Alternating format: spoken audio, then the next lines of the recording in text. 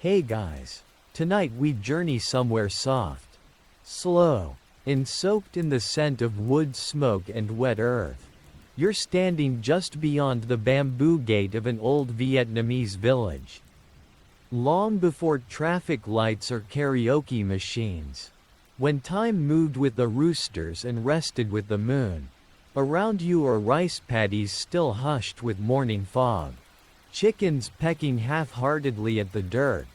And the first curling ribbons of smoke rising from thatched kitchens. You probably won't survive this place, not because it's dangerous, but because the sheer gentleness of it would lull you into a nap before you even finish your tea. So, before you get comfortable, take a moment to like the video and subscribe, but only if you genuinely enjoy what I do here, and as always, I'd love to know, where are you watching from? And what time is it there right now? Now, dim the lights, maybe turn on a fan for that soft background hum, and let's ease into tonight's journey together. The sky is the color of old rice paper, muted, creased with early cloud.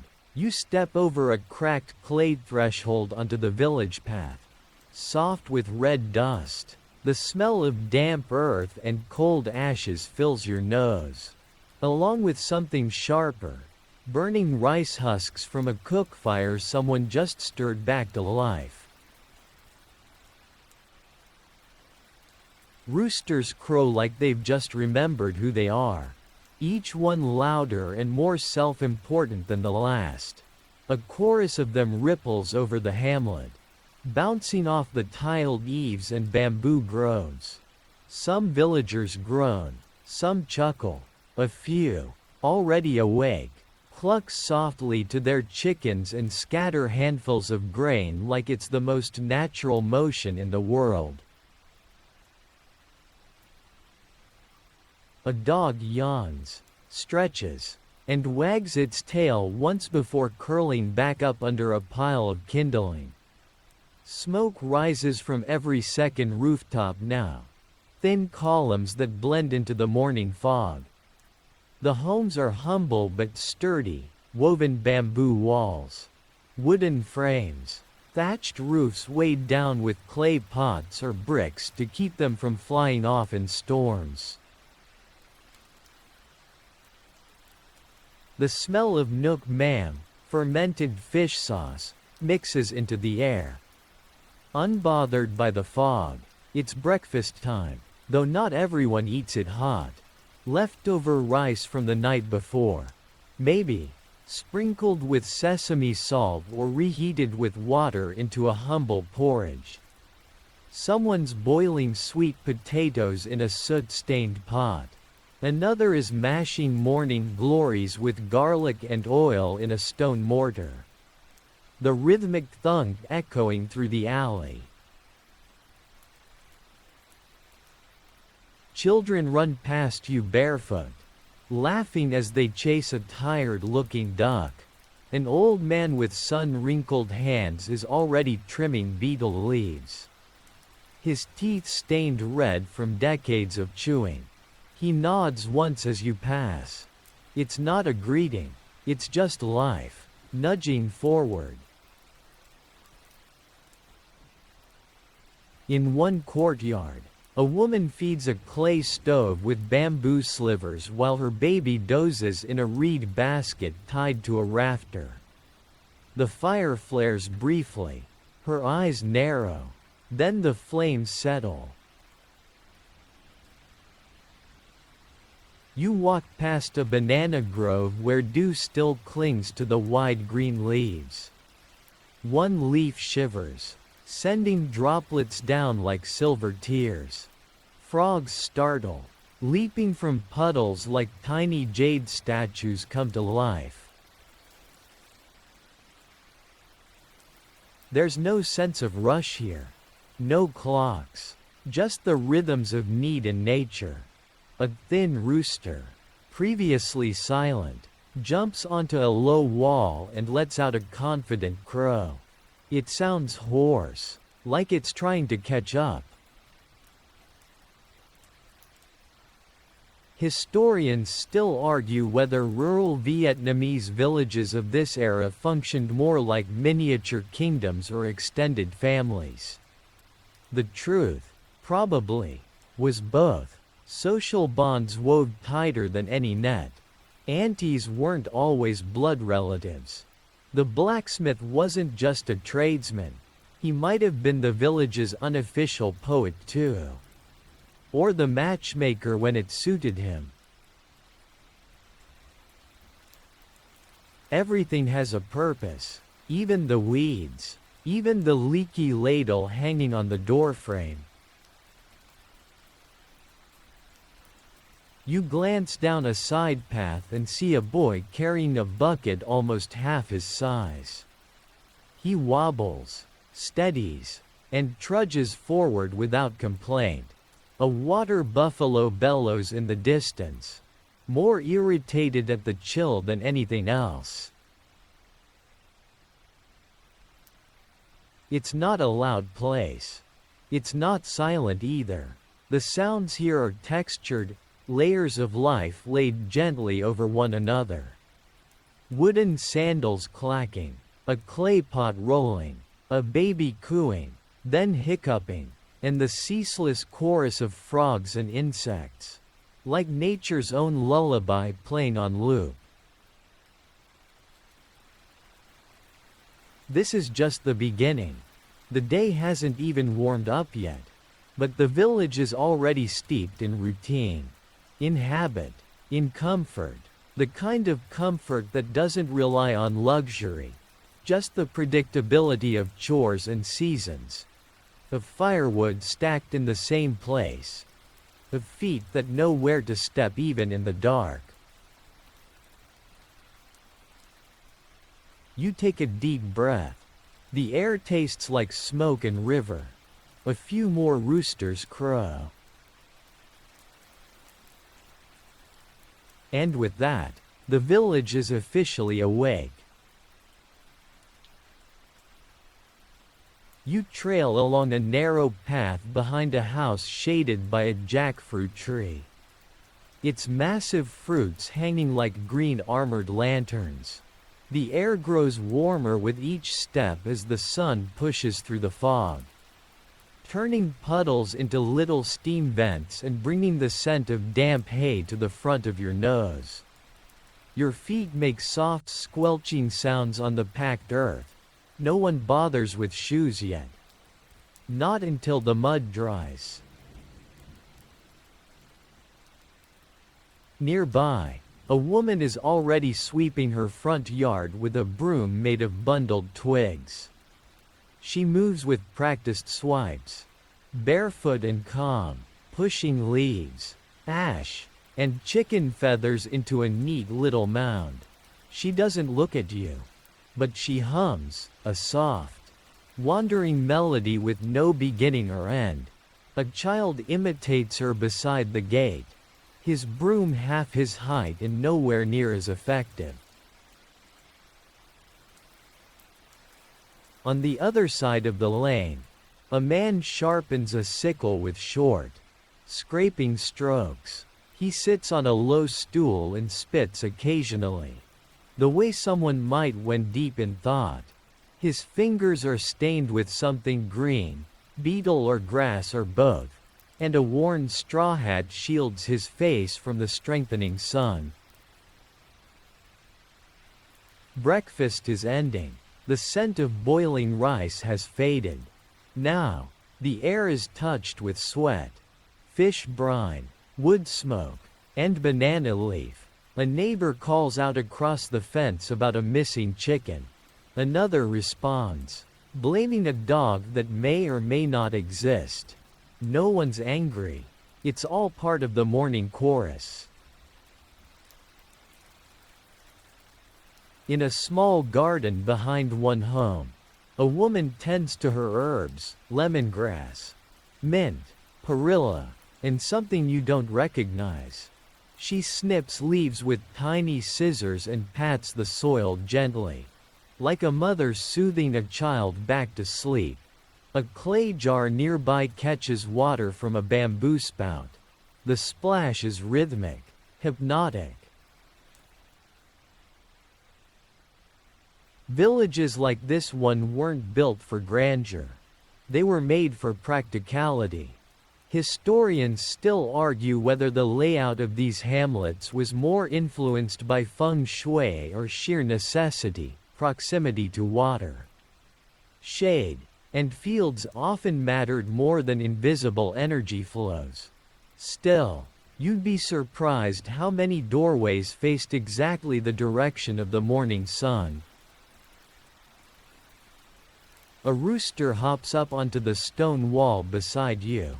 He gives a half-hearted crow and regards you sideways, as if offended by your lack of breadcrumbs. You offer nothing. He sulks away. You turn a corner and pass a family patching a fence. The father digs with a shovel that has seen better centuries. The mother holds the bamboo slats steady. Their child passes them lengths of twine, serious-faced and proud to be included. It's not play, but it's not quite work either. It's just living. The rice fields stretch beyond the village, but from here you catch the first glints of sunlight bouncing off the flooded paddies. Egrets strut like dignitaries along the borders. A farmer's conical hat rises and falls as he bends to check the seedlings. Each motion slower than the last, as if he's letting the sun catch up. Back inside the village, someone strikes a bell, a deep, resonant gong made from a hollowed drum or repurposed shell. It's not a call to prayer. It's more like a reminder. It's time. Time for what? That depends on who hears it. For the old, time to chew betel and gossip. For the young, maybe to scrub pots or herd ducks. For you, it just marks the next beat of a place that doesn't need wristwatches. A boy runs past, arms outstretched like wings. Behind him, his grandmother waddles after him, half laughing, half scolding, holding a sandal as a vague threat. The boy disappears. The grandmother gives up, then plops down on a woven mat to catch her breath and start peeling sweet potatoes instead. You peek into a house with an open door. Inside, it's dark but welcoming. Woven mats cover the floor. A low altar flickers with incense. A few family portraits hang beside lacquered wood panels. You spot the signature red and gold ancestral plaque, a fixture in every Vietnamese home of the time. The dead are never far here, but neither are the living. One corner holds a clay stove, its sides charred and chipped. A kettle rattles slightly on top. A cat sleeps in a basket nearby, unbothered by the heat. On a low shelf, bundles of dried herbs and hanging gourds cast long shadows. Every item here has memory. Nothing's disposable. A fringe belief, passed from elder to elder, insists that certain houses creak louder if forgotten spirits linger there, especially if their altars go unlit. Most villagers won't admit they believe it, but they still light incense daily, just in case.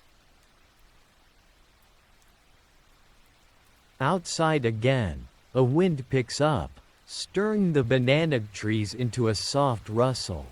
It carries the scent of fish drying in the sun and the gentle murmur of the stream where children will later cool off. The morning has settled now. The village isn't rushing. But it's no longer sleepy either.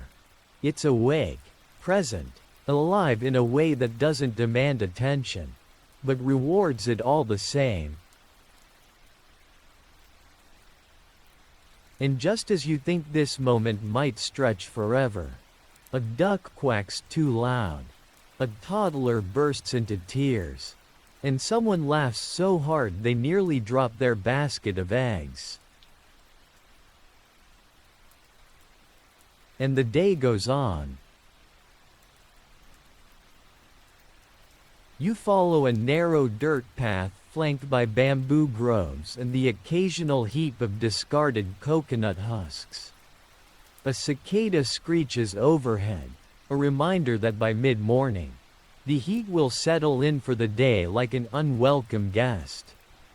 The villagers don't complain, they just adjust. You pull your conical hat lower, though yours is purely imaginary, and keep walking. Near the stream, a group of women are gathered with baskets and long-handled ladles, scrubbing laundry against flat stones and singing through the soap bubbles. The water glints as it passes, carrying away foam, stray leaves, and perhaps someone's loose sock, though it's more likely to be a scrap of old cotton repurposed countless times. You crouch by the edge and touch the water. It's surprisingly cold, even with the sun rising. Morning streams in the tropics don't get the memo about global warming. The women's chatter floats like birdsong, half gossip, half humor, all community. They joke about a neighbor's pig who keeps escaping to eat the mangoes. One of them mimics the pig's snort so convincingly. The others dissolve into laughter. Their hands work even as their stories meander. Laundry isn't just a task here, it's a social hour. It's when updates are exchanged, promises are made, and alliances are formed. Historians still argue whether the communal nature of labor in old Vietnamese villages made them more cohesive or just more talkative.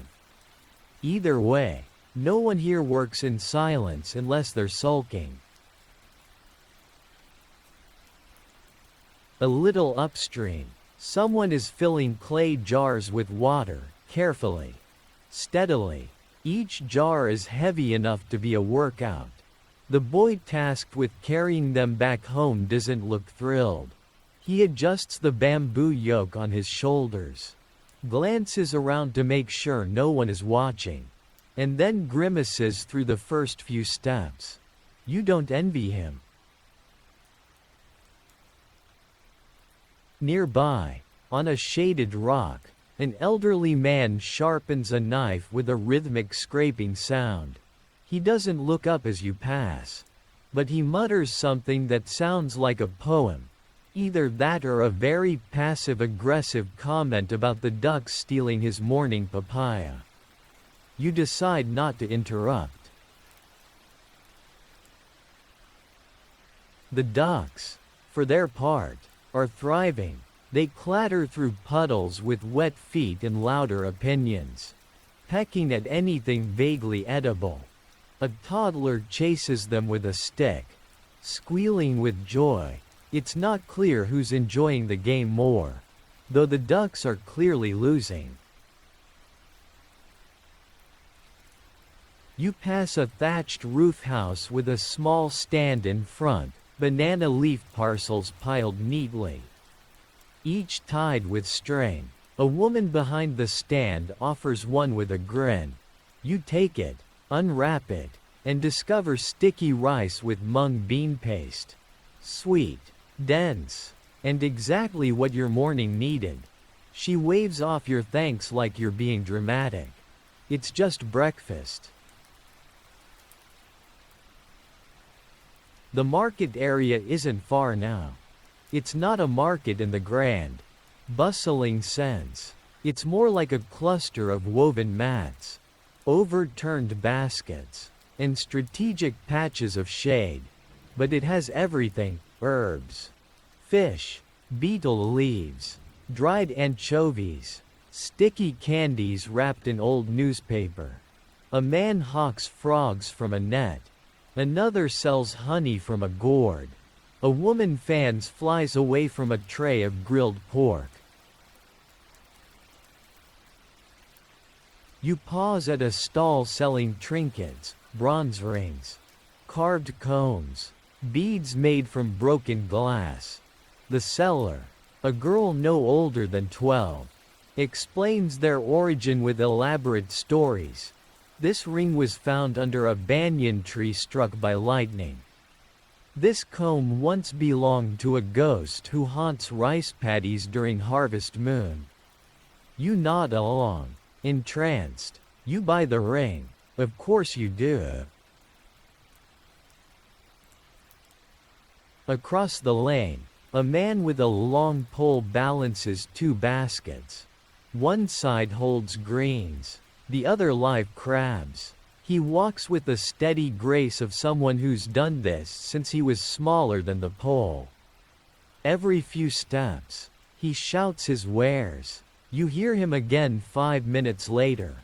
Still shouting, still selling. One corner of the market smells strongly of fish sauce, pungent, sour, and oddly appealing. A vendor is pouring it into reused glass bottles with a funnel made from a bamboo stalk. Some of the sauce splashes onto the woven mat. No one minds. A dog ambles by, sniffs it, and reconsiders its life choices. And amidst all this, there's music. A man plays a dan bao, a single-stringed instrument, beneath the shade of a tamarind tree. The sound is soft and strange, somewhere between a whisper and a sigh. People pause, some smile, none interrupt. He doesn't play for money. He plays because the morning needs it. You find yourself beneath that same tree. The sticky rice now a memory and your feet pleasantly sore. The day is fully awake now. The sky a harsher blue. The shadows shorter. But the village isn't hurrying. There is no alarm clock. No train to catch. Just ducks to chase. Frogs to haggle. Water to haul. Gossip to share. A fringe belief still lingers in these parts, that music heard under a tamarind tree in the morning brings unusually vivid dreams that night. You make a note to test that theory. The market begins to thin as the sun rises higher. But no one rushes. The ducks waddle slower. The frogs croak louder. And somewhere, a baby falls asleep in a sling while his mother negotiates over sweet potatoes. You take it all in, the smells, the murmurs, the laughter tucked between chores. And then, you keep walking. You wander past the edge of the market, your steps crunching over dry husks of sugarcane and trampled bamboo leaves. A narrow footpath leads you deeper into the rice fields, where the world opens up like a page in a picture book, flat. Endless green stretching into a haze of heat and birdsong. The fields breathe in rhythmic patterns. Workers bend, gather, straighten, and bend again, like waves. The sun is fully awake now, and it makes no apology for being relentless. You shade your eyes and spot an older woman with a woven cone hat tilted just so, shielding her face as she deftly uproots weeds. She hums softly, something tuneless but steady, and her hands move with years of muscle memory. Next to her, a boy, maybe 12, mimics her movements but with exaggerated effort. You smile. He'll get there. A little ways off, a man wearing a sleeveless shirt and teeth stained dark from betel nut is guiding a water buffalo through the mud. The beast snorts as it trudges forward, hooves sinking with satisfying squelches. The man speaks to it not with commands, but commentary, complaining about his wife, cursing the weeds, reciting a proverb about lazy sons. The buffalo seems unfazed. Historians still argue whether the bond between plowman and buffalo was purely practical or bordered on something spiritual. You watch the man pat the beast's side as if answering the question. There's a scarecrow in the distance, its arms raised in perpetual surprise. Someone's dressed it in a faded ba and a straw hat. You swear its head is just a gourd with a crooked smile carved in. You wonder if it actually scares birds, or just gives them something to laugh about. Judging by the number of sparrows using its arms as a perch, it's clearly a joke no one's tired of yet. You pause by a small irrigation canal and crouch down, watching the water ripple over smooth stones and the occasional darting fish. The canal was hand-dug generations ago, following the slope of the land like a vein. It brings life to the fields, and occasionally leeches.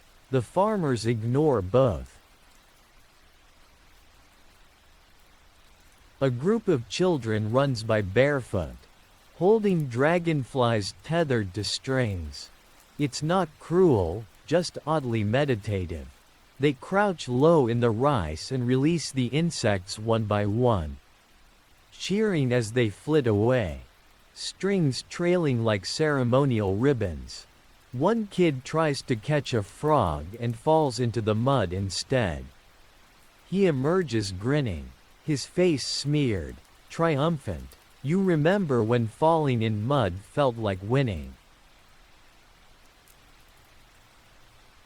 Further on, a farmer has propped up a small bamboo shelter with a frayed tarp for shade.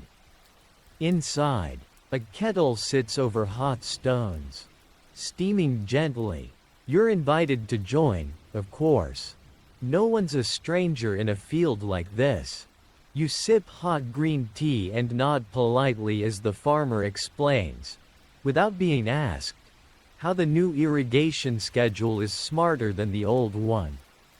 He draws diagrams in the dirt. You pretend to understand.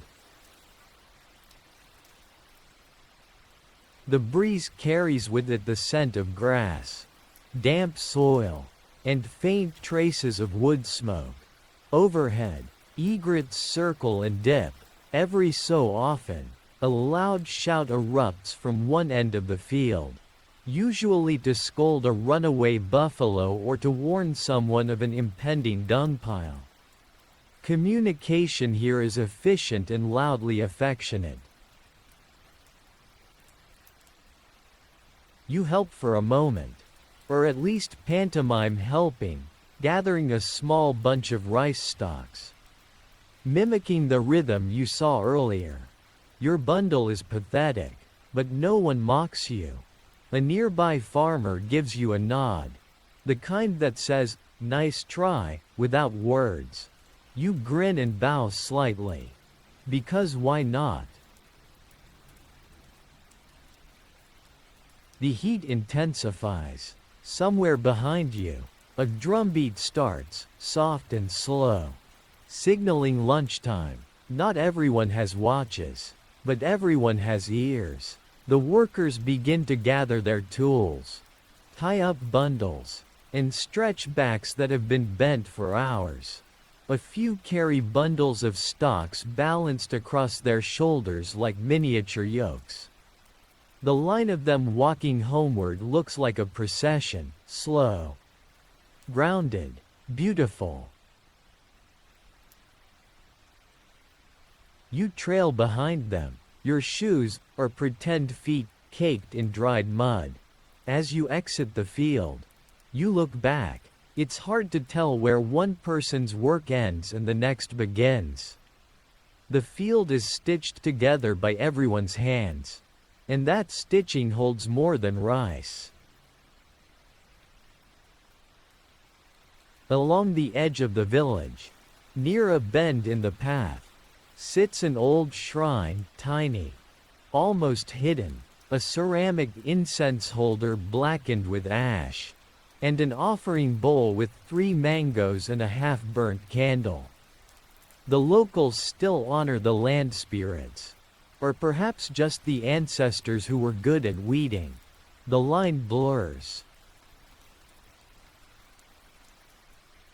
You bow, lightly, just in case. As the workers peel off toward their homes and midday meals, the fields empty out, only the birds and buffalo remain, and the occasional wanderer, like you, lingering to soak up the quiet. Your shadow stretches before you now, long and soft on the dusty road. You follow it without hurry. Because here, time is a little sticky. It moves, but it doesn't run. The road from the fields curves gently past a line of low fences made from woven bamboo. Most of them leaning just slightly like they've grown tired of standing straight. Behind them, courtyards open into the quiet rhythm of midday. You pass a few homes where the smell of cooking hits you like a warm, invisible wave: grilled fish, caramelized pork, steaming jasmine rice. Your stomach grumbles audibly, which feels like a betrayal. But nobody seems to notice. You duck into one of the family courtyards, invited by a beckoning hand and a knowing smile from an elderly woman with silver hair and calloused hands. Her sleeves are rolled up to her elbows, and her ba is stained from cooking oil and proud use. She nods for you to sit on the low wooden bench under a jackfruit tree, its limbs sagging with fruit the size of newborn pigs. The air here is different, thicker with smoke, spiced with herbs, and filled with the soft rhythm of mortars pounding and knives tapping against chopping boards.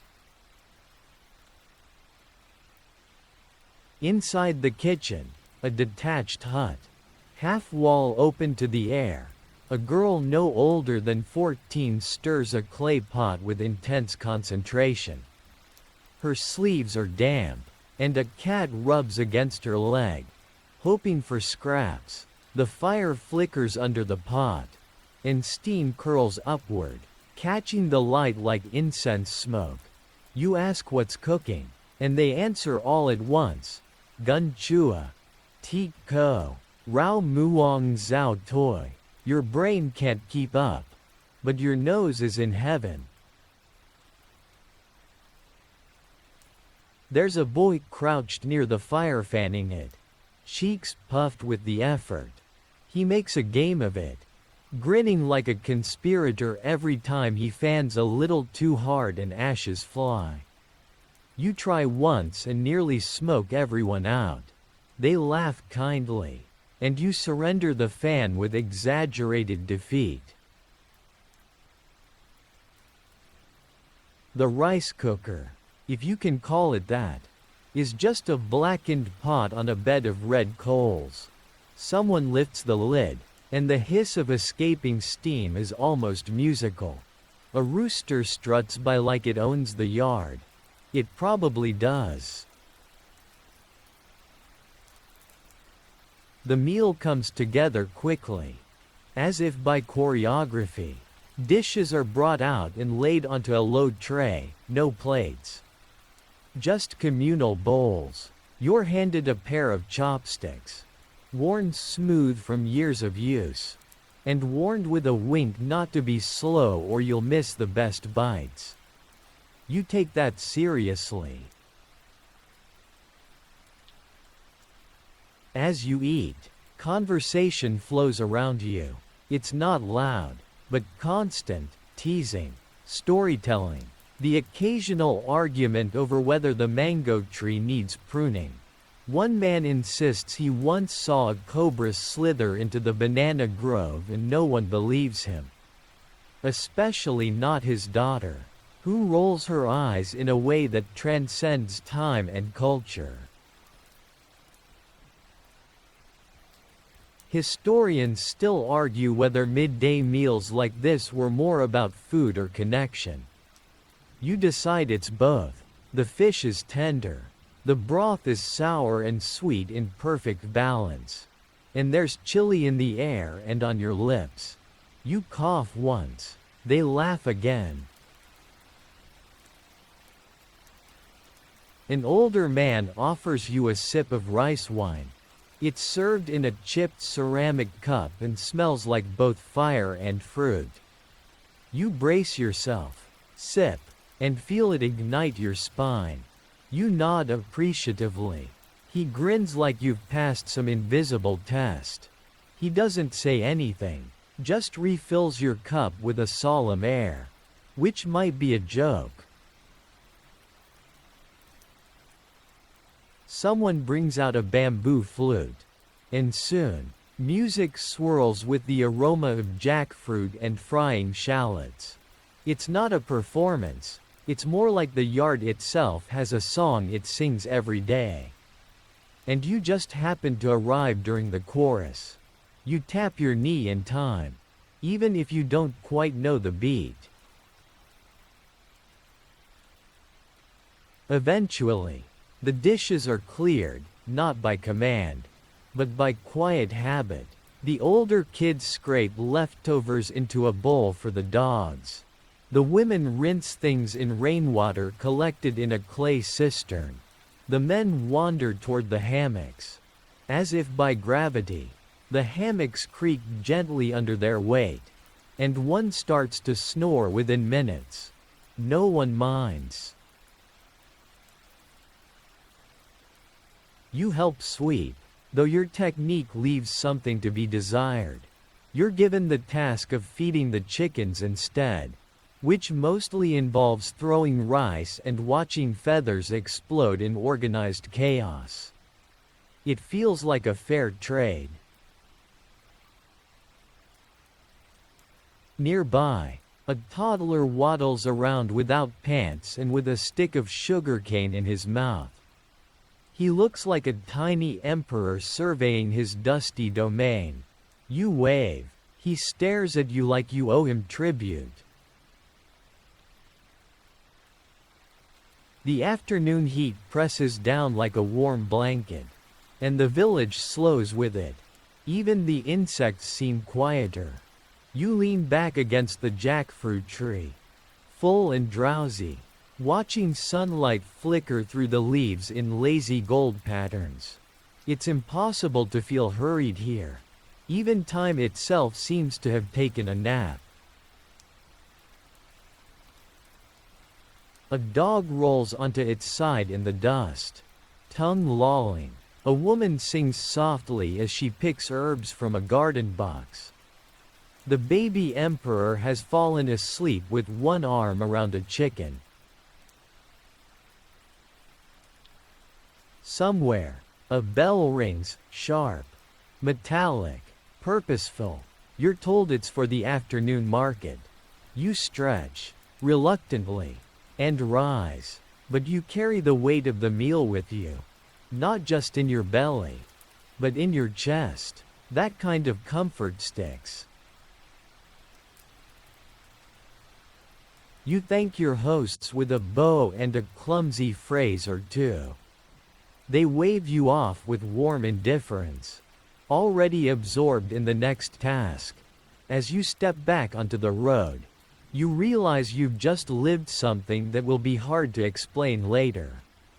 So you don't try, you just keep walking. The path from the village bends again, brushing the edge of a small pond ringed with low palms and patches of wild grass.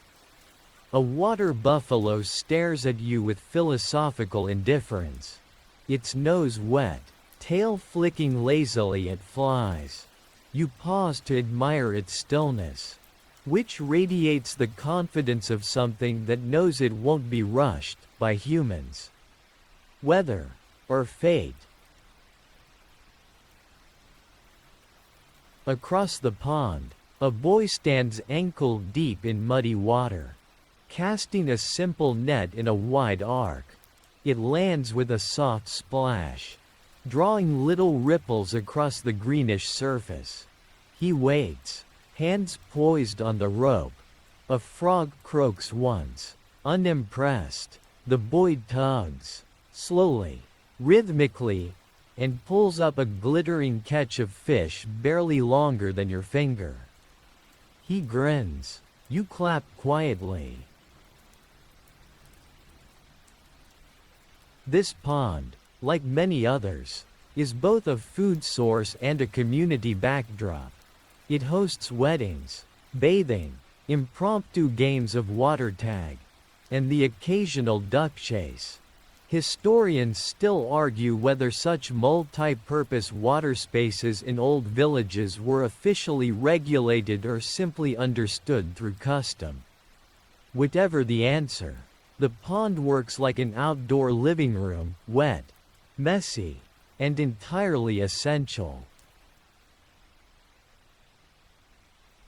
You walk on, past a little bridge made from 2 planks and a prayer, and find yourself amid drying mats.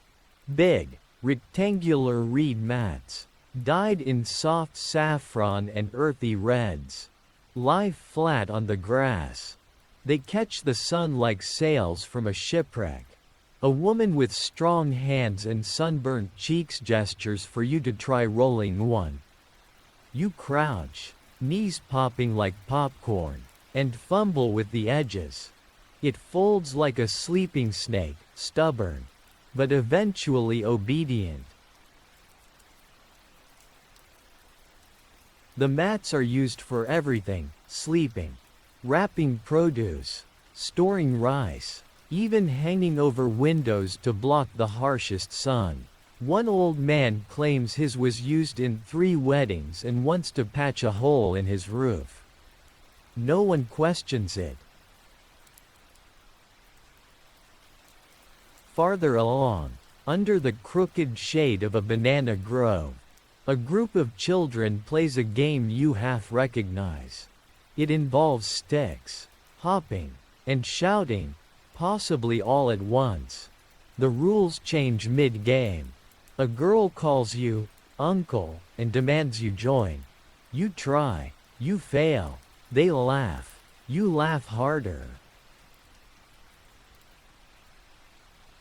A vendor under a straw hat pushes a cart past, and the familiar creak of wooden wheels is almost melodic.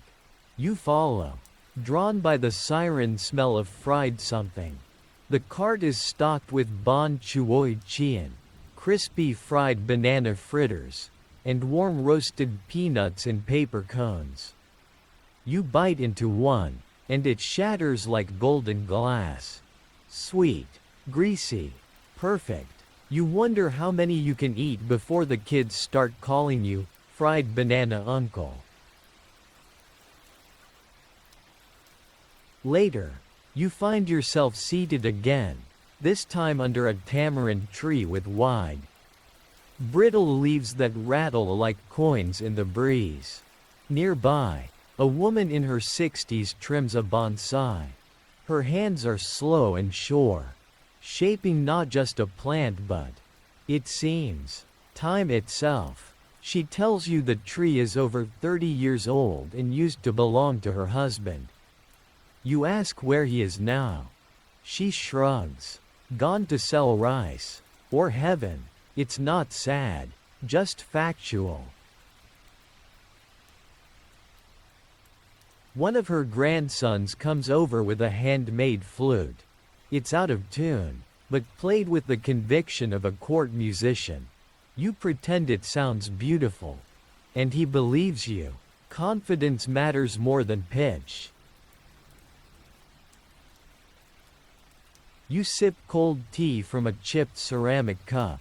The kind that carries the ghosts of 1,000 brews. It's slightly bitter, with hints of jasmine and smoke. A breeze picks up, rustling leaves and skirts and drying herbs on strings. You close your eyes and just listen, for a moment. That's all there is. That and the slow thump of your own heart syncing with the rhythms of village life. Historians note how such pauses, afternoons of rest, tea, and conversation, were baked into daily life. Not laziness, not idleness, just space. Space to breathe, think, exist. You consider this as you take another sip. You don't rush it. Eventually, someone offers you a wide conical hat, non-la, and insists you take it. For the sun, it's slightly too large and makes you feel like a wandering scarecrow. You wear it anyway. Shade is shade. A few steps later, a rooster chases you. Maybe you stepped too close to its mate. Maybe you offended its sense of fashion. Either way, you sprint, flapping your arms, while two elderly women chuckle from their hammocks like they've just witnessed the greatest comedy in years. You bow in defeat. The rooster wins today. You duck into a small shrine near the path. Incense coils burn slowly, their smoke looping upward like ghostly ribbons.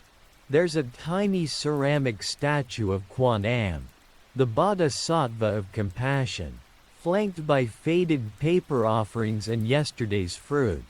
You light a stick, bow your head, and make a wish, even if you don't quite know the words. The silence here is dense, thick with memory and patience. The rooster does not follow you in.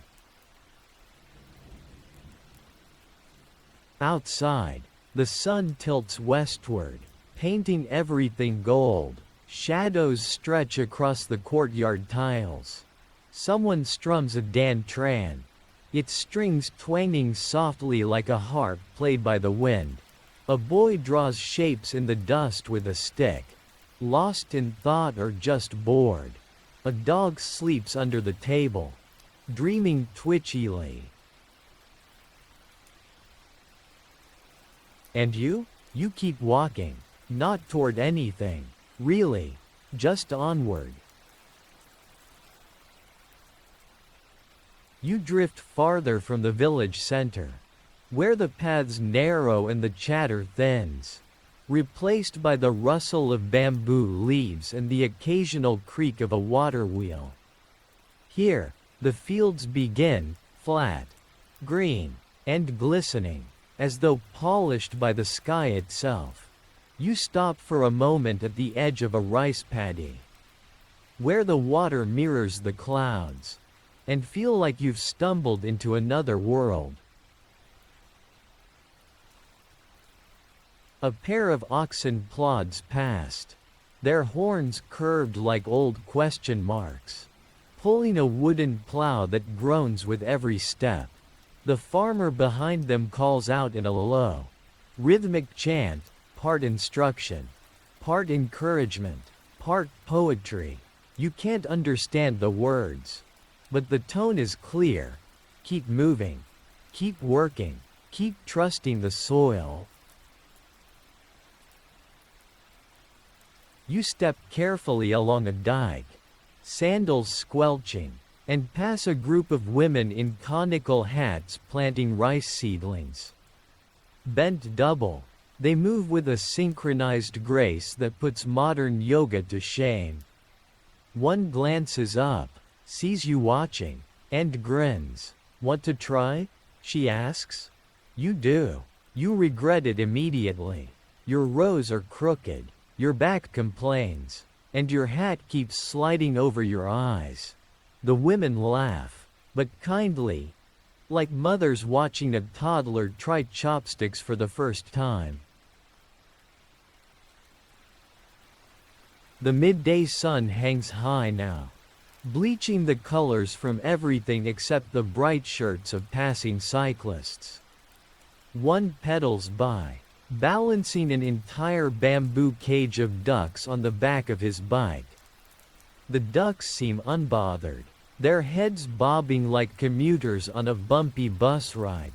Another bike zips past, this one carrying a stack of sugarcane taller than the rider himself.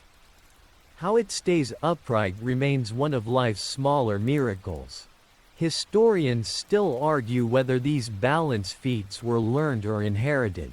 But either way, they're mesmerizing to witness. You stop beneath a tamarind tree where an old man sits sharpening a sickle. His face is lined like a crumpled map, and his shirt is more whole than fabric. But his hands are steady and his eyes sharp. He gestures for you to sit. No words are exchanged, just the metallic scrape of blade on stone and the soft hum of the breeze playing in the leaves above. He eventually points to your hat and mutters something that might be a compliment or a critique. You nod solemnly. He nods back. A deal has been made, though no one knows what it is. A little farther, you spot a low thatched hut with a clay stove smoldering out front. A young woman tends to a pot, stirring slowly. The smell hits you like a gentle slap, sweet, savory, smoky. She's making che do sung, a mung bean dessert soup thick with coconut and sugar. You're handed a small bowl without question. It's hot, surprisingly heavy, and impossibly good. She watches your face like a chef awaiting Michelin stars. You give her a thumbs up. She bows slightly and returns to her pot. You pass a grove of banana trees, the air under them cool and humming with insects. A child swings lazily in a hammock strung between two trunks, sucking on a stick of sugarcane and watching the clouds like they might drop a surprise at any moment. The quiet here feels intentional, like the trees themselves are keeping secrets. Suddenly, the sound of a drum rolls through the air, soft, steady, inviting. You follow it to a small clearing where a traditional lion dance is being rehearsed. The costume is faded, and the drum is patched, but the spirit is intact. Two teenagers take turns jumping and spinning, while a third shouts instructions between gulps of iced tea. They see you and wave you over. You hold the lion's tail. It's heavier than you expected. Somehow, this too feels sacred. Later, you sit by a tiny canal, legs dangling over the side. The water is shallow, scattered with lily pads and the occasional frog. A boy floats by on a banana trunk raft, saluting you with a stick like a naval captain. You return the salute with due seriousness. He drifts past, probably off to explore some secret lagoon known only to 10-year-olds and dragonflies. It's strange. Nothing you've done today would earn a paycheck or a certificate. And yet, you feel oddly accomplished. Maybe it's the rice you helped plant, or the soup you didn't spill. Or the chicken that didn't peck you yet. Maybe it's just the way the light touches everything here, softly. Without hurry. One of the village elders calls out from a wooden bench, beckoning you over with a cup of tea and a fan woven from palm fronds. He doesn't ask who you are. He assumes you belong here. And for now, you do. As the sun begins to lower, the fields take on a liquid sheen, and the air smells faintly of damp earth and lemongrass. A breeze carries laughter from somewhere behind you. Someone has lit a small fire. A rooster crows, late, but confident. You let out a long, quiet breath, not out of exhaustion, just to make room for more. You rise from the bench, tea still warming your hands, and step back into the late afternoon haze. Everything seems softer now, as if the sun itself is starting to whisper instead of shout.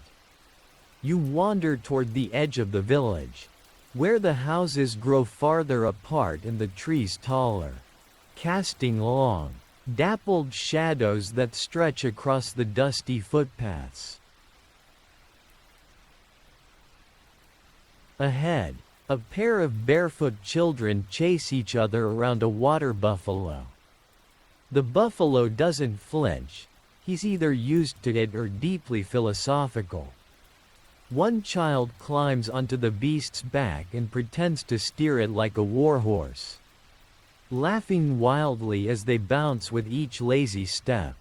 The buffalo, wise and unhurried, continues chewing with deep concentration, as if solving the secrets of the universe one blade of grass at a time. You take a turn past an old bamboo fence, woven tight like an overachiever's basket, and arrive at what looks like the village communal house. Its steep, thatched roof reaches toward the sky like a ship's sail caught in a permanent breeze. A group of elders is seated on woven mats out front, playing a slow game of Chinese chess. The pieces are worn smooth from decades of use, their red and black characters faded like forgotten stories. A chicken struts between the players, pecking at crumbs no one admits to dropping. One man, bearded and draped in a faded indigo robe, gestures for you to sit. He points to a vacant side of the board and raises an eyebrow. You hesitate. He shrugs, as if to say, losing is still part of the experience. You accept. Within 3 moves, your general is cornered. He nods approvingly, not at your skills, but at your willingness to try. Historians still argue whether these games were more about bonding or bragging rights, but either way, they're taken seriously here. As you retreat in mock defeat, a bell sounds faintly in the distance, low, hollow, and slightly uneven. You follow the sound until you reach a small temple nestled between tamarind trees.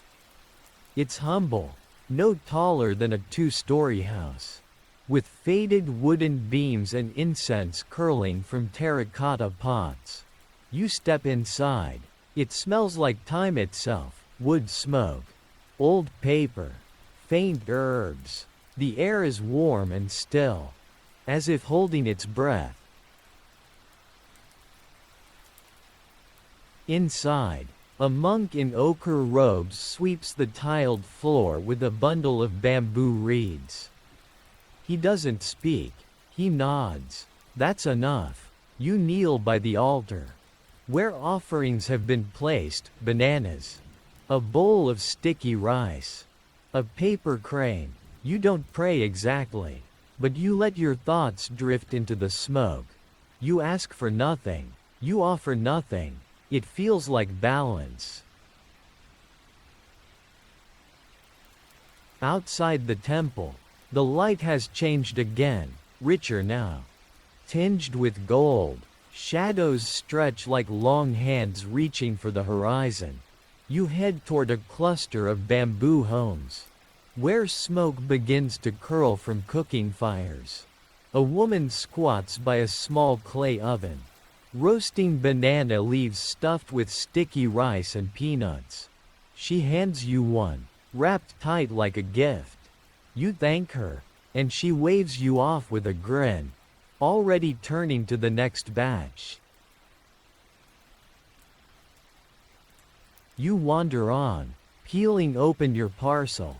The rice is warm, faintly sweet, and smoky. You chew slowly, not wanting it to end. A nearby well creaks as someone draws water. The bucket rises, splashes, pours into an old jug that has probably survived 3 generations. In the next yard, a boy is trying to teach a rooster to fetch. It's not going well, but no one is stopping him. The rooster pecks the stick once, looks bored, and walks away. The boy sighs and tries again. You smile.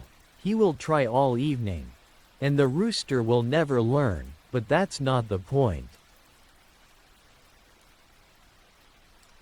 A woman calls out from a doorway, urging her daughters to gather herbs for dinner.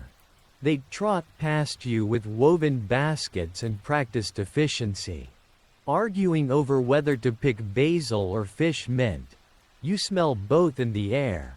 Their laughter fades into the trees. You follow a narrow trail behind the houses, where the fields resume in gentle waves. Farmers return from the paddies, their feet muddy, their sleeves rolled up, their spirits intact. One man hums a folk song that sounds like rain on dry soil. Another carries a woven trap filled with wriggling fish. They nod at you, not as a stranger, but as someone who has been walking this rhythm, if only for a day. You pass a small creek where a girl sits sketching with a charcoal stick on a scrap of banana leaf. She's drawing her grandmother, who sits nearby sipping tea with a lazy fan in her lap. The drawing is good. The grandmother looks amused, maybe a little flattered. Art, here, seems less about galleries and more about paying attention. Finally, you reach a tall tree at the edge of the village, its branches heavy with longan fruit. A boy climbs nimbly, dropping clusters to the ground. His siblings gather them into baskets, hands sticky and smiling. One offers you a fruit. You bite. It's sweet and fragrant and tastes faintly like honey. You chew slowly, thinking again how much flavor this day has held, how many small wonders it managed to tuck into its quiet corners.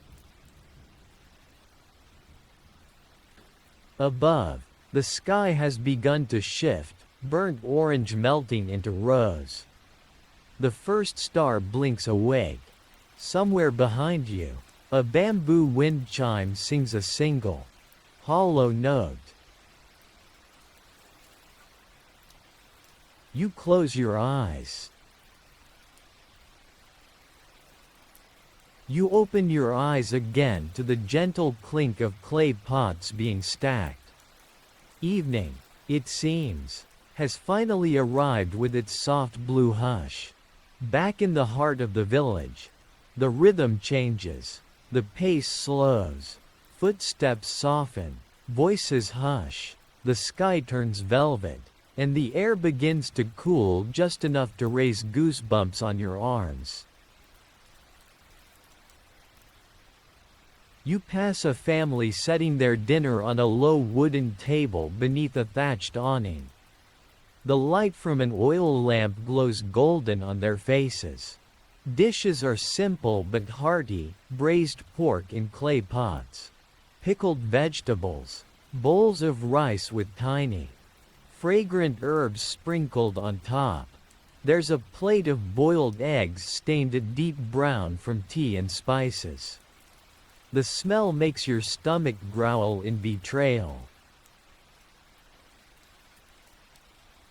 They invite you to sit, as if you've always been part of their lives.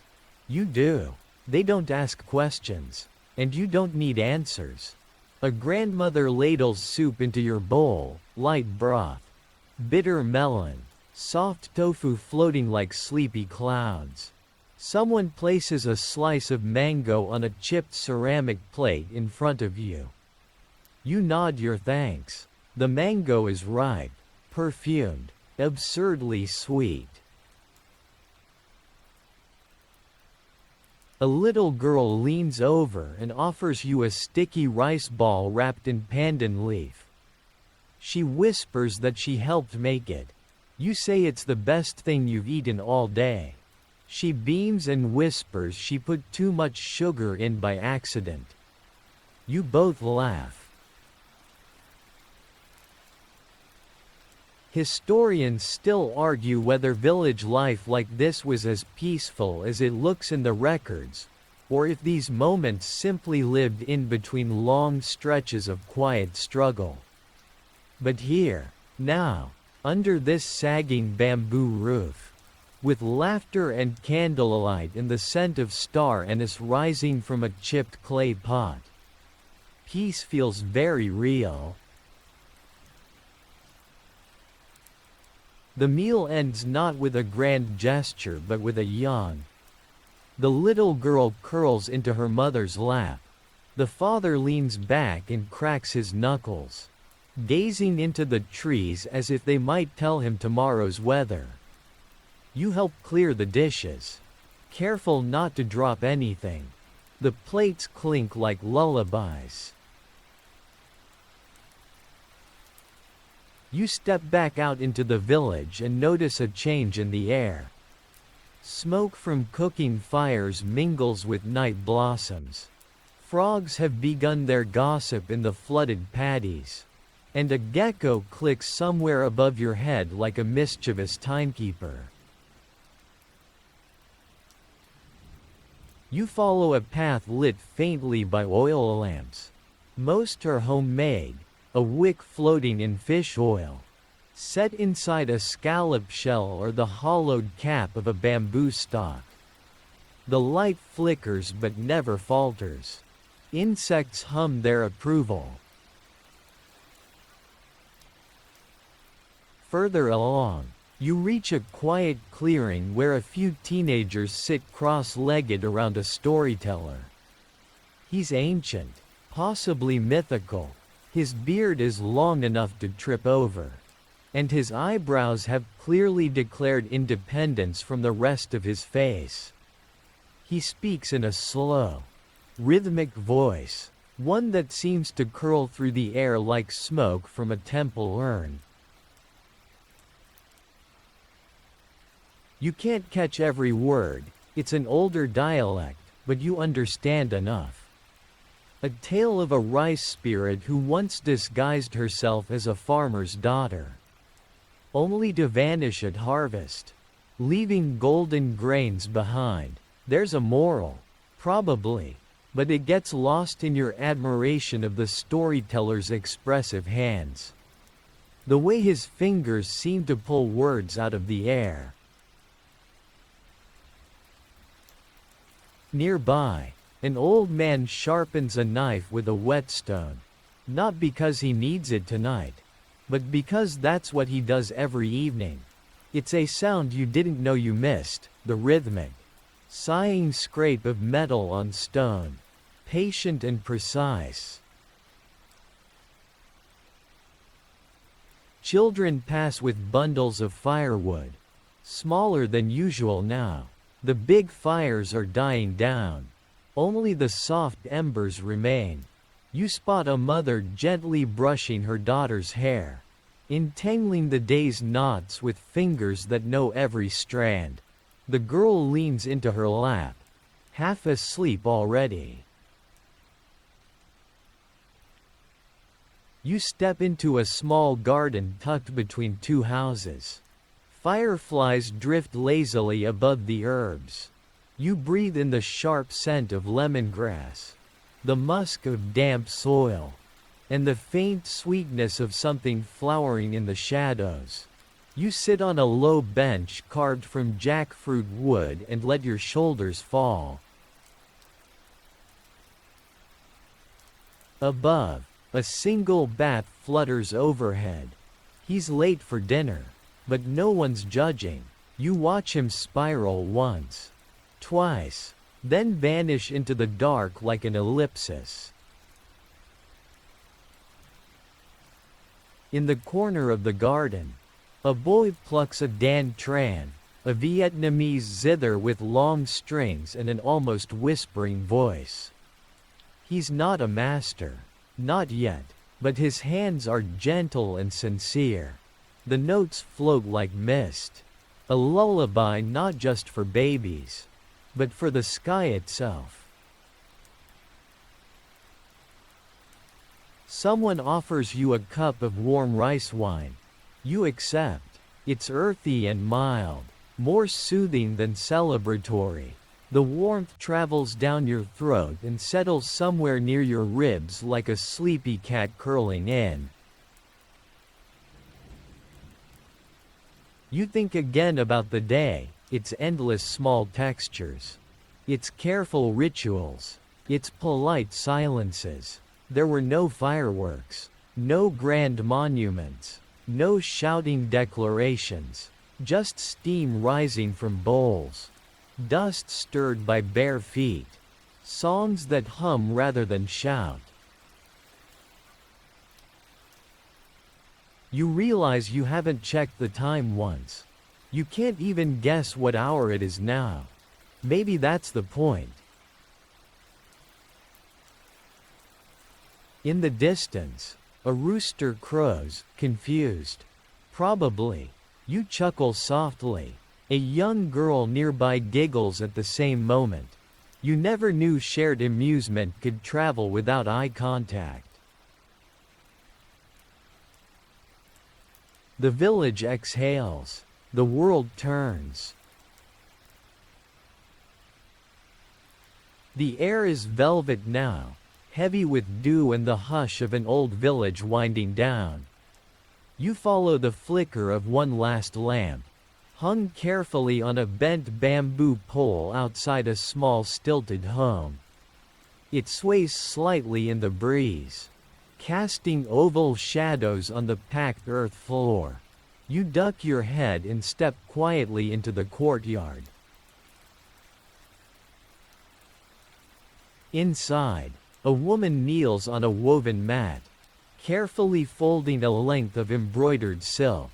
Her motions are unhurried, reverent even. This is her ao dai, her best dress. The one she wears only for ceremonies or funerals. She presses each crease flat with the edge of her hand. Fold, pat, fold, pat. It's the kind of ritual that has no written instruction. Just generations of memory stitched into muscle. Next to her, a man finishes repairing a conical hat. He's woven new palm leaves into the frame, binding them with strips of bamboo.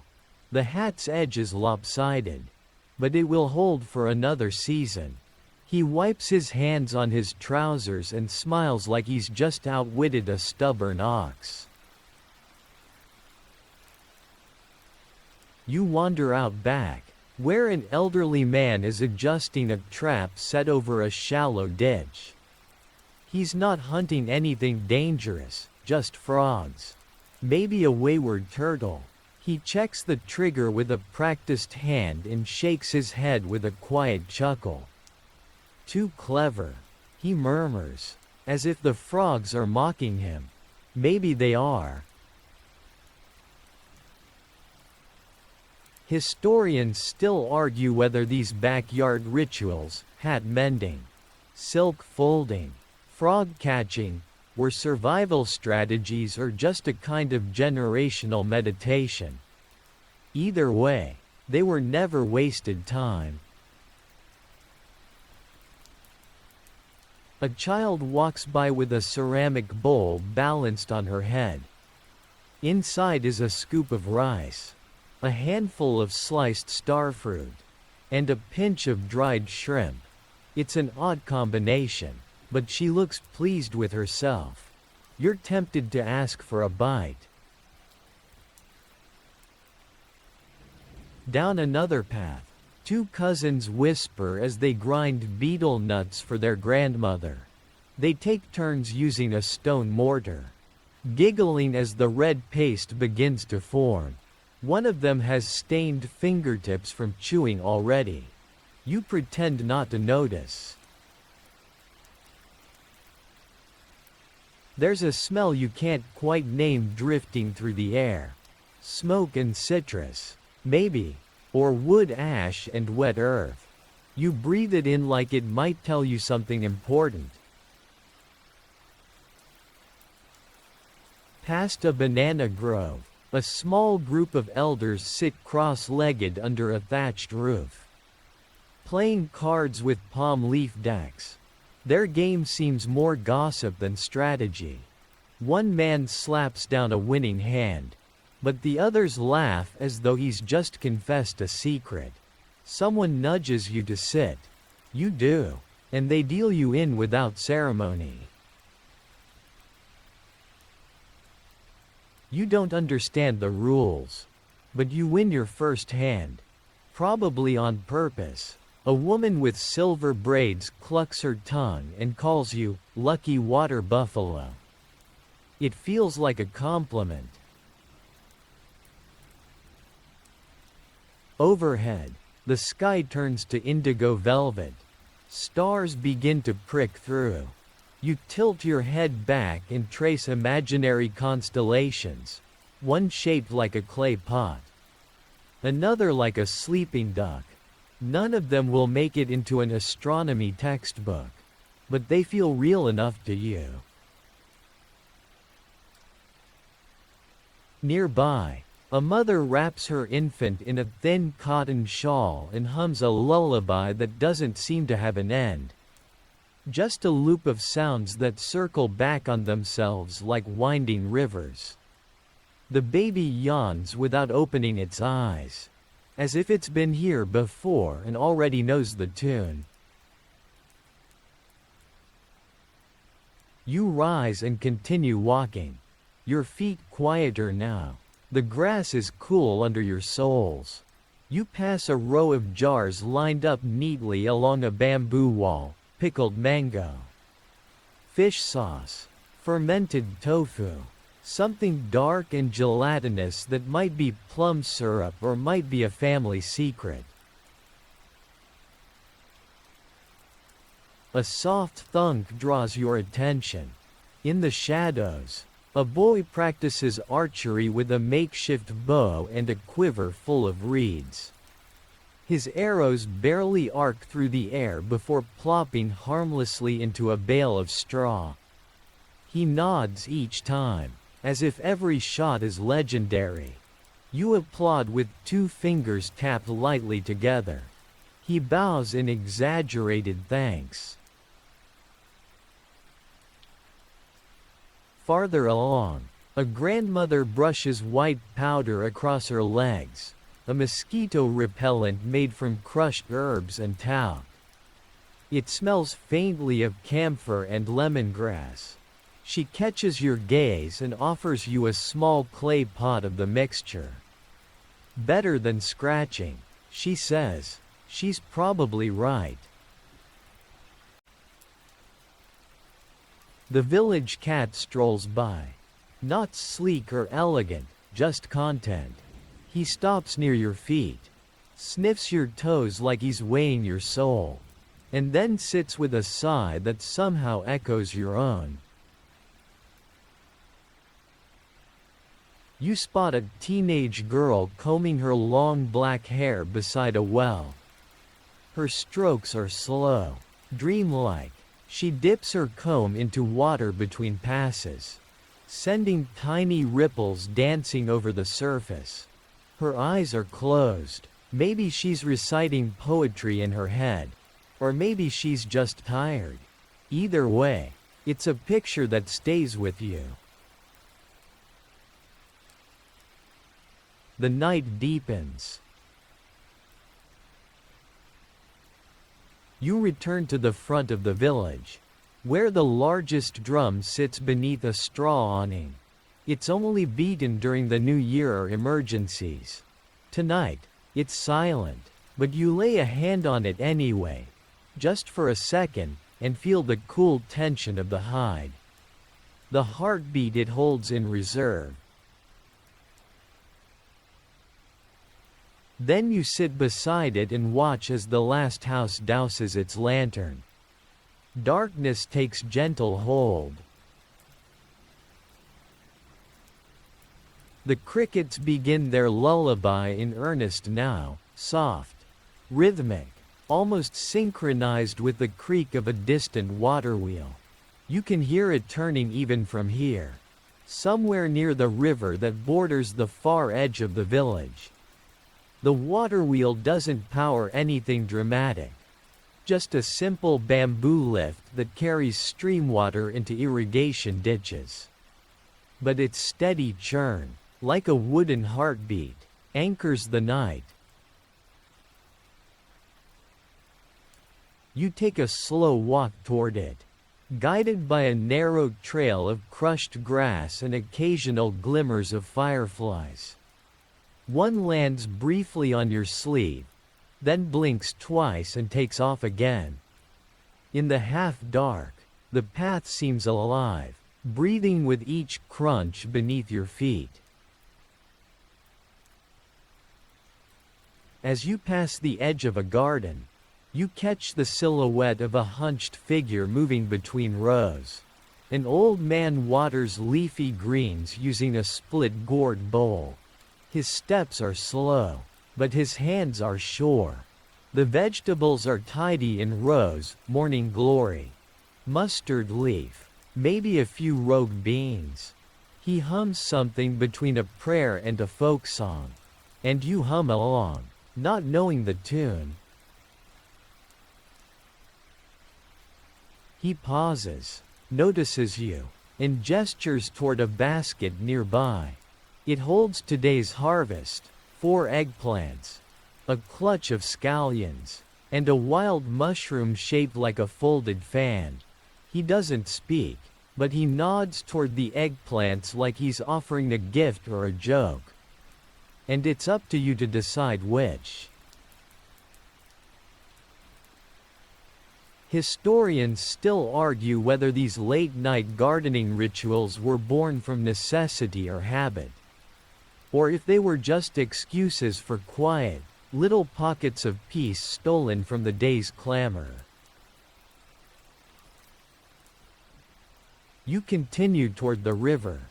As you approach, the night air sharpens, tinged with the cool scent of flowing water and damp stone. A small wooden platform juts out over the stream. It's where children bathe during daylight and fishermen mend their nets at dawn. Now, it belongs to the frogs. You sit and watch the moon reflect in shivers. A faint splash nearby announces a fish too small to matter but proud enough to make noise. Ripples fan outward, disappearing before they reach you. To your left, a pair of siblings squat with their feet in the water, each holding a woven trap on a rope. They're hoping to catch small crustaceans or perhaps a slippery goby. It's more play than hunting, but they treat it like serious work. Every few minutes, one lifts their trap to check, a hopeful motion, even when it's empty. Behind them, A thin figure leans on a pole, the fisherman. He's wrapped in a shawl. His eyes half closed. You wonder if he's guarding the children or just enjoying the view. He scratches his cheek absently with the pole tip and hums a line from an old tale. Something about carp transforming into dragons. That's the kind of science they believe here. A long plank bridge connects one bank to the next. Warped with age but still holding. You walk across slowly. The wood creaking with each step like it's remembering every crossing before yours. In the middle, you stop to lean on the rail and look upstream. There, half hidden behind willows, stands a crumbling shrine to the river goddess. The statue is modest, just a face carved into mossy stone. Worn down by time and weather. But a garland of fresh marigolds hangs around its neck. And a bowl of sticky rice sits at its base. Someone still believes, or at least still honors. You take off your shoes and let your feet dangle above the water. The current tugs at your shadow. It's peaceful, but also powerful, like the village itself. Not loud, not proud, just enduring. Somewhere behind you, a rooster crows prematurely. The fisherman chuckles. Drunk bird. He mutters. You grin. Maybe it's right. Maybe morning is closer than you think. Back on the far side of the bridge, a young couple sits shoulder to shoulder. Heads tilted together. They speak so softly you can't make out the words. But the tone is unmistakable, half flirtation, half comfort. She has a flower tucked behind her ear. He's barefoot and playing with a blade of grass like it's a lute string.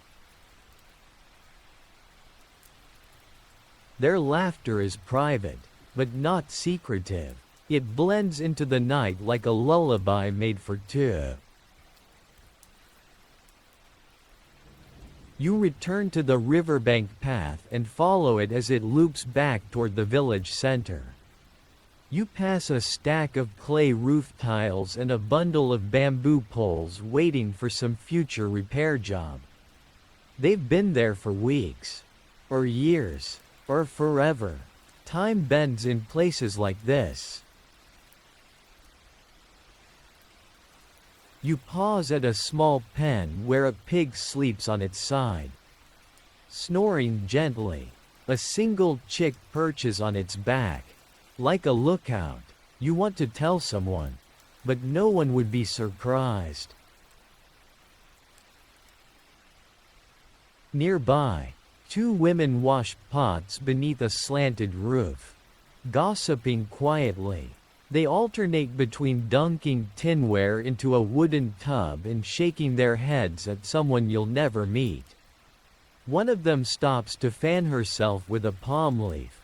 The other waves away a mosquito with the flick of a ladle. Their rhythm is flawless, forged by decades of doing this together. You stop outside a house with a thatched roof and sit on the step. No one's inside, the door is open to the breeze. But the house is still. You close your eyes and imagine it filled with morning, the crackle of oil. The scrape of chopsticks. The low clink of water in ceramic cups. For now, though, it's just silence. And you. And the gentle thrum of a village remembering how to sleep. The oil lamps have mostly burned out by now, leaving behind faint spirals of smoke that curl toward the rafters. You feel your way by moonlight. Or rather, by habit, because at this hour, in this village, The darkness has its own gentle order. Dinner has long passed, but the warmth from the clay hearth still lingers. You step inside one of the homes, a neighbor's, maybe, or someone who doesn't mind. The walls are wattle and daub. The air's slightly smoky, and the scent is familiar.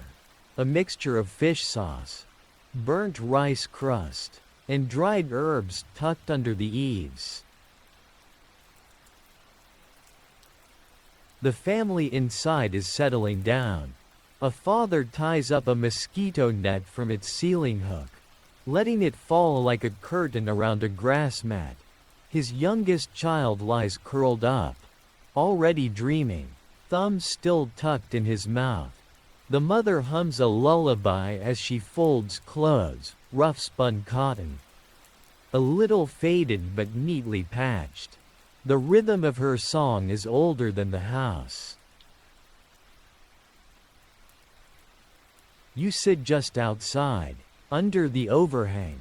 The porch creaks gently as you shift. The stars are brighter now. The milky haze overhead untouched by the smoke of cities or the hum of power lines. You can hear a gecko chirping somewhere above you. A second gecko answers. And for a moment, that's the whole world. From across the lane, another family is winding down. You watch as an old man removes his beetle box from a shelf, opens it slowly, and begins the practiced ritual of chewing, a red smear forming at the corner of his lips. He sighs, stretches his legs, and stares into the dark. His mind might be in the past or just nowhere at all. On the step beside him sits a girl, not more than 9 or 10. She clasps her knees to her chest and rests her chin between them. "Tell me again about the sky dog," she whispers. He clears his throat and begins. You recognize the story. Everyone here knows it. It's about how the lunar eclipse is caused by a celestial dog chasing the moon, trying to swallow it whole. That's why villagers beat drums and bang pots, to scare the dog away. You smile. It's silly. Yes. But then again, so are most things we believe in until they save us. Historians still argue whether such tales were metaphor, myth, or just a clever way to keep children engaged through long, quiet nights. A soft breeze stirs the dried herbs hanging from the rafters, lemongrass, holy basil, a few curled slices of dried ginger root. They rustle like parchment. You wonder if the villagers hang them more for scent, medicine, or simply tradition. It doesn't matter. It works. You look toward the path again and see a boy racing barefoot past the houses, holding a small lantern on a bamboo stick. His robe flaps around him like wings. Behind him, a friend chases, laughing breathlessly, trying not to spill the contents of a shared clay bowl, perhaps rice crackers, perhaps roasted peanuts. Neither will last long. Their laughter fades as they round a bend, leaving the quiet to reclaim the lane. Somewhere, a dog barks once and then goes silent. You wonder what it saw, or dreamed. Inside another home, two elderly women play a slow game of dog-gaw or tam-cup with polished pieces on a reed mat. One pretends not to care. The other raises an eyebrow, smug as ever. You get the feeling this game has been going for years. One match at a time.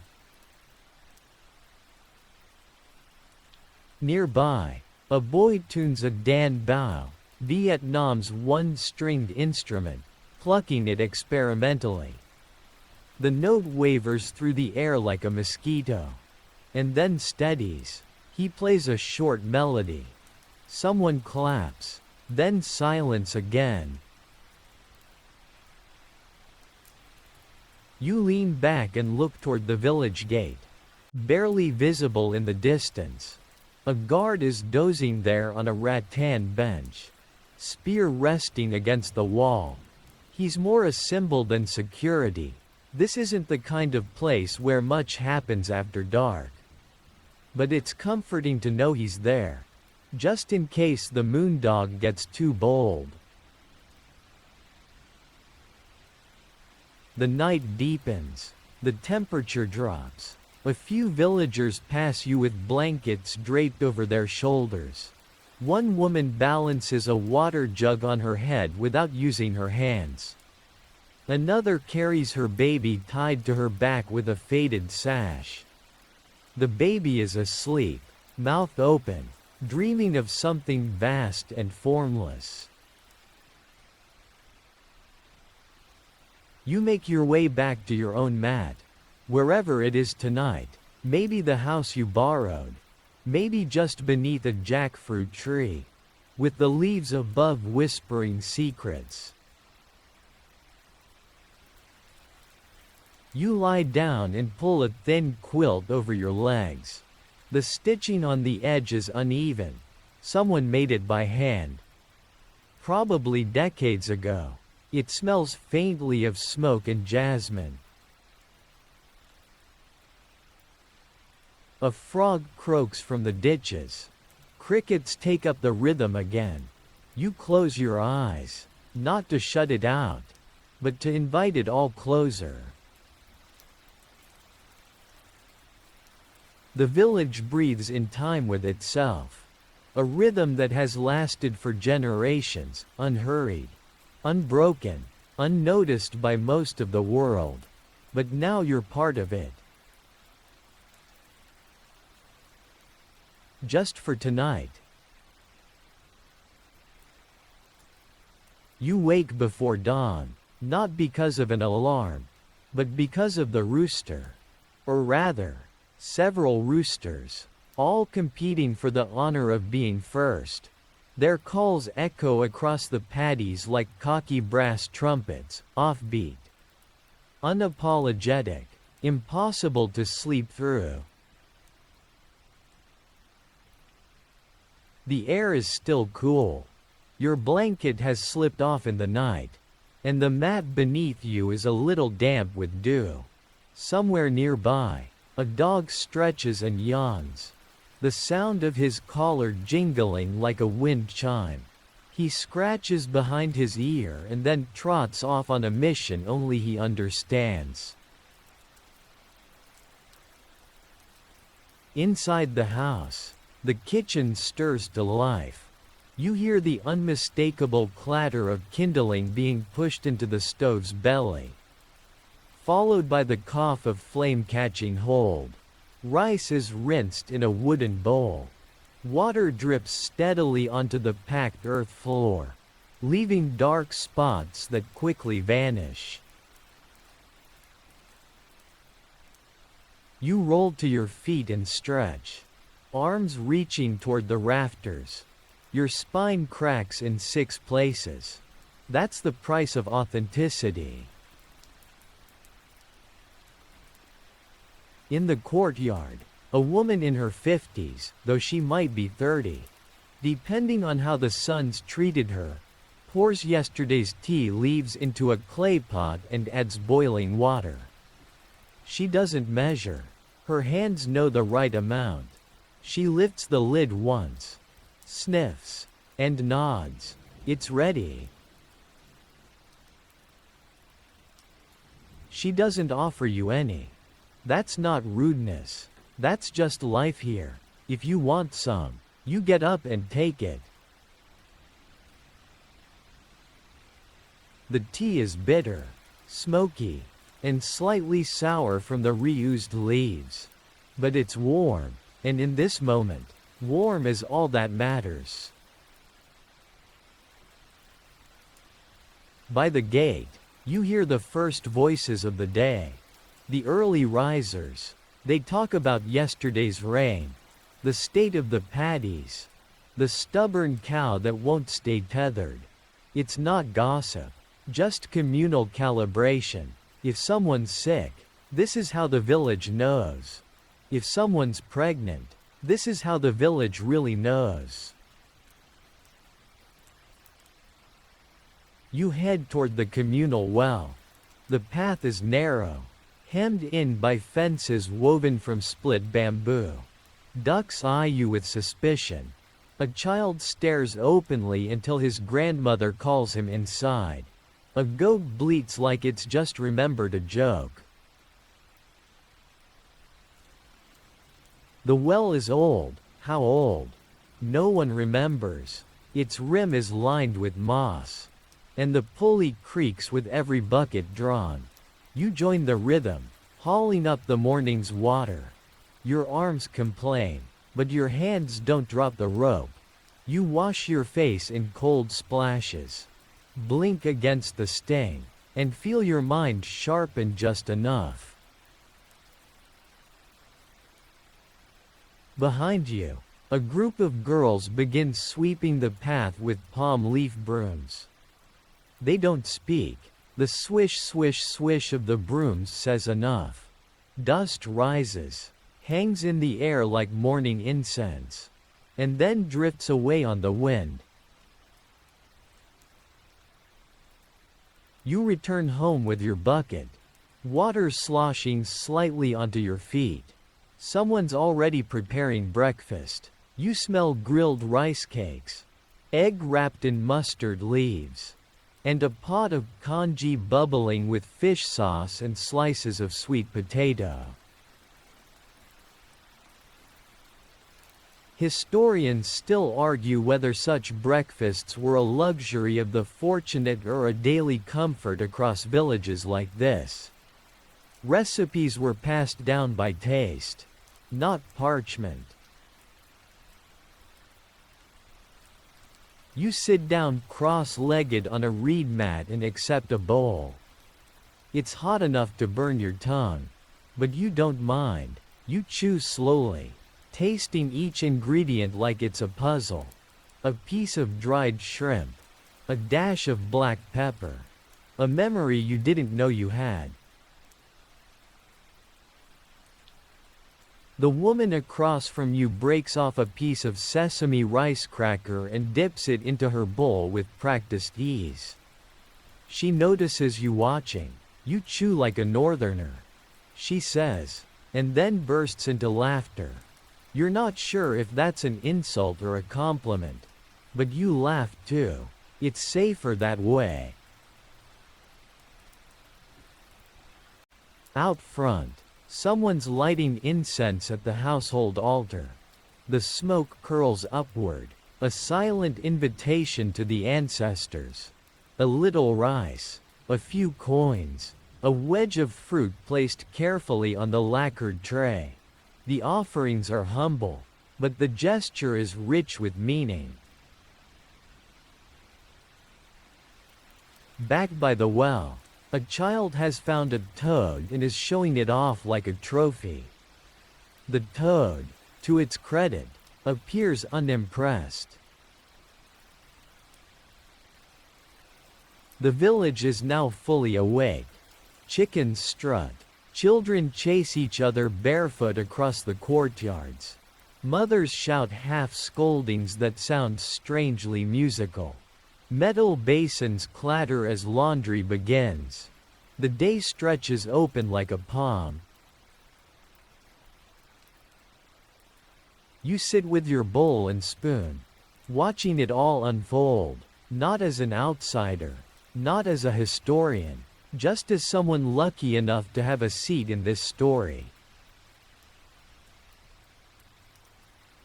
The sun is rising higher, and the warmth begins to seep into your skin.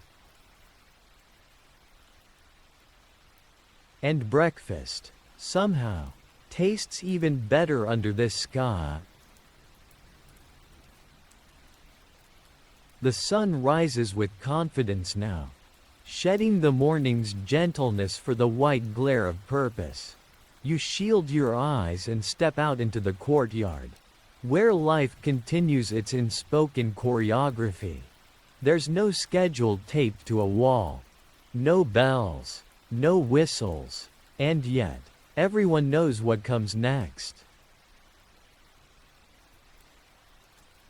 You trail behind a boy no older than 10, who's already carrying a bamboo pole across his shoulders with 2 buckets balanced on either side.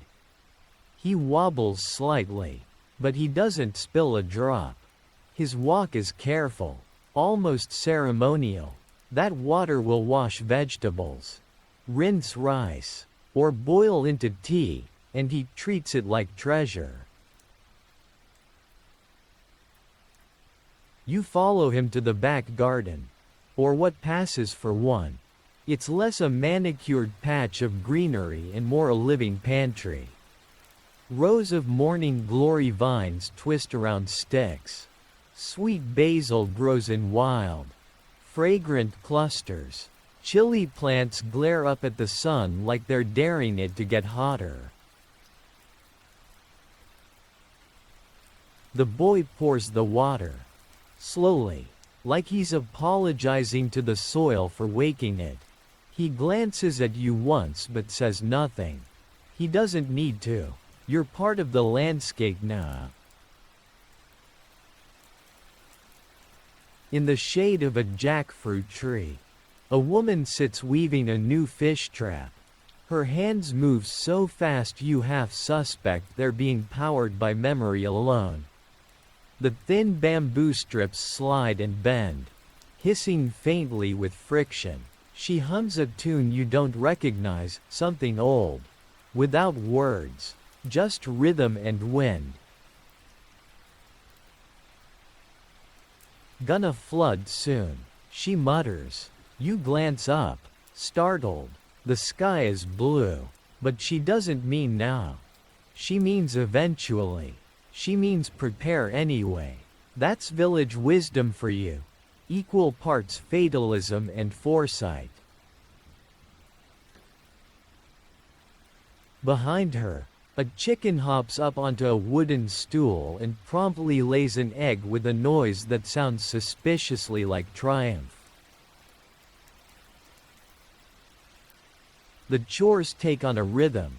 You help sweep the back path, keeping an eye out for snakes, which everyone says are rare but always might be there. You rinse the dishes from breakfast using water that's still a little smoky from the cooking fire. You learn the angle to hold the basin so it doesn't tip. Historians still argue whether such household routines gave villagers a sense of grounded purpose or simply consumed them with endless maintenance. You're starting to suspect the answer is yes. A child offers you a sugarcane stick to chew. You accept it, biting through the fibrous outer layer to reach the cool, juicy heart. It tastes like candy made by plants. Sweet, raw, with a hint of mud. You walk slowly through the village's winding alleys. They're narrow enough that 2 adults passing must angle their shoulders. Overhead, laundry flaps on woven lines like festival flags, shirts, skirts, cloth diapers, patchwork towels. Everything smells faintly of wood smoke and sunlight. At one house, an old man is boiling something in a giant blackened pot.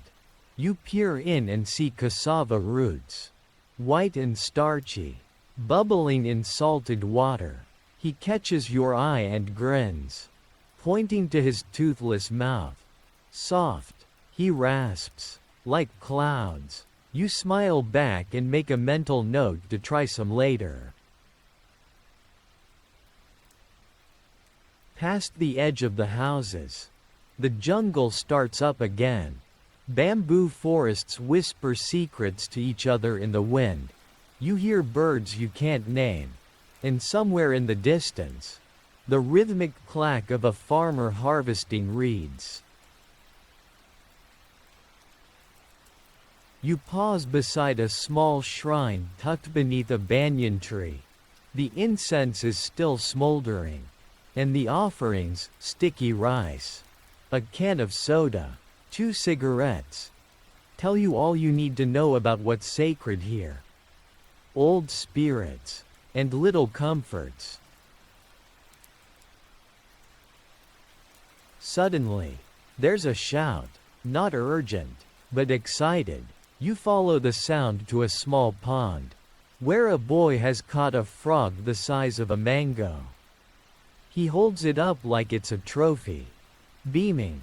Around him, other children argue over whether it's good luck or bad. One claims it's an omen. Another just wants to cook it. The debate is unresolved, but the frog is returned to the water, safely. For now. You find yourself drawn toward the rice paddies again. The sun is nearly overhead, casting everything in a bleached-out glow.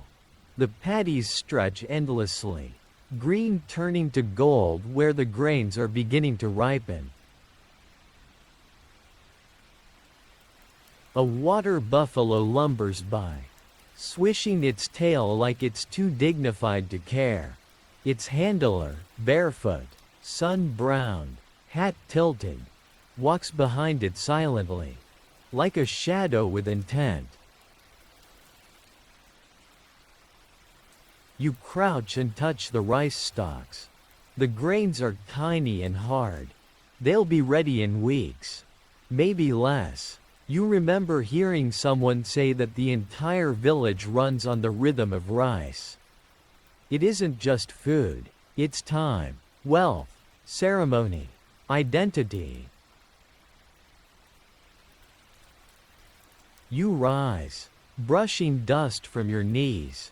A gentle breeze rustles the palm trees, carrying with it the scent of lemongrass and river mud. Back in the village, a bamboo flute begins to play.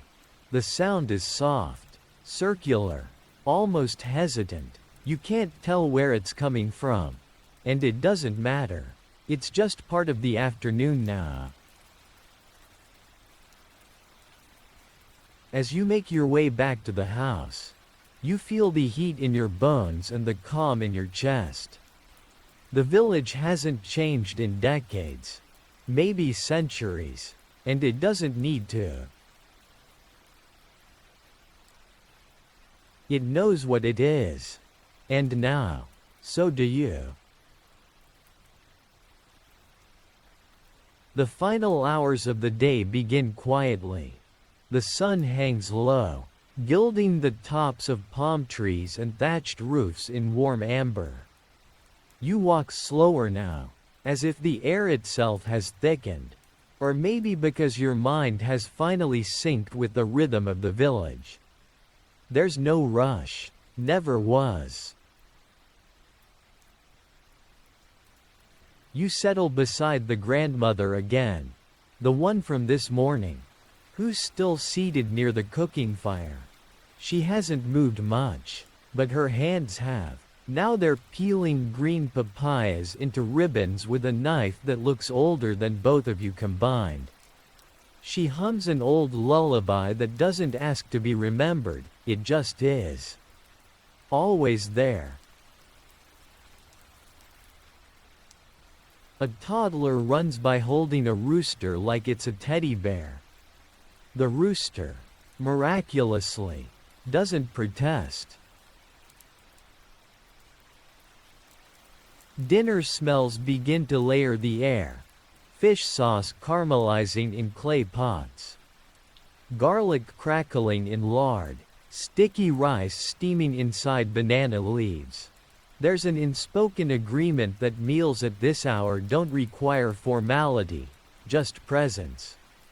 You sit cross-legged on a woven mat, accepting whatever dish is passed your way.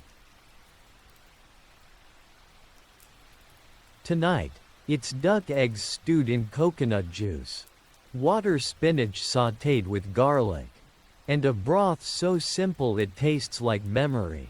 Someone adds sliced starfruit for a tart finish. You sip slowly, letting each bite dissolve into your bones. A short power cut makes everything go dark, then the oil lamps flicker on, throwing soft shadows on bamboo walls. No one complains. You wonder if anyone noticed. Probably not. The family shares stories in low voices. One is about a spirit who stole a farmer's hat. Another is about a beetle nut merchant who tricked a French soldier. All are laced with exaggeration and laughter. The details don't matter. What matters is that they're told. Outside, the night gathers with confidence. Cicadas drone in chorus. A dog barks once in the distance and then falls silent.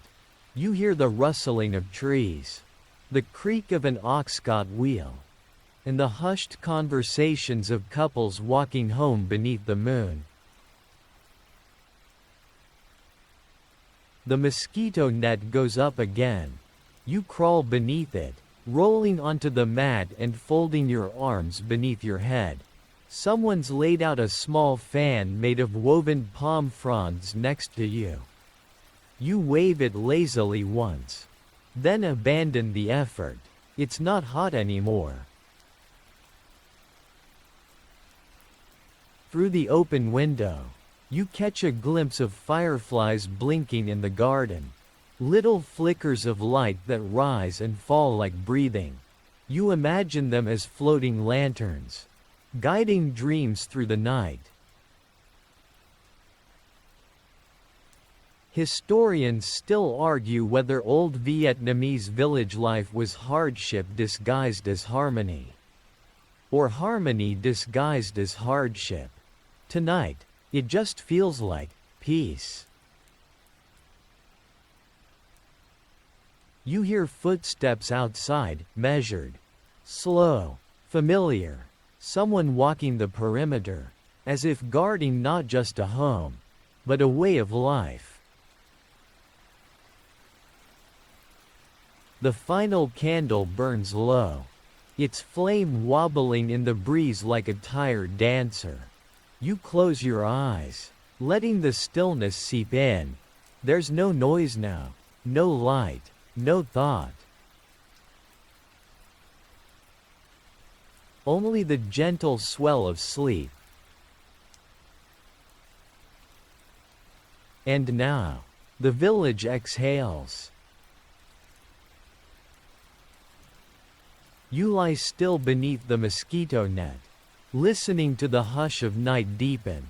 The air cools further, brushing your cheeks like a mother smoothing back your hair. The bamboo walls creak now and then, soft reminders that this house is alive, breathing with you.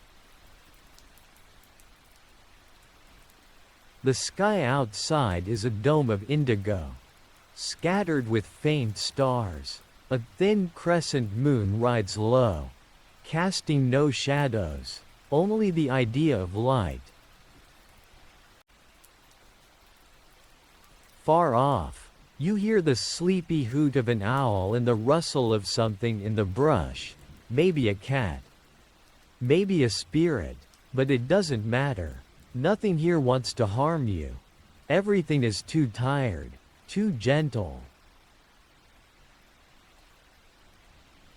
Inside, the oil lamp finally dies with a sigh, and the house becomes a warm cocoon. You nestle deeper into your mat, the woven fibers cradling your back, the faint scent of citronella and wood smoke lulling your breath. Tomorrow will come as it always does, with roosters, rice smoke, and the soft patter of bare feet on dirt paths. But that's for later. For now, the world has curled into itself, like a lotus bud at dusk, and it asks nothing of you. Just rest. You've walked, eaten, laughed, and listened. You've lived a full day in a world that moves slowly, quietly, beautifully. Let your thoughts drift like river water. Let your breathing slow with the pulse of the paddies. Sleep, gentle traveler, the village will be here when you wake.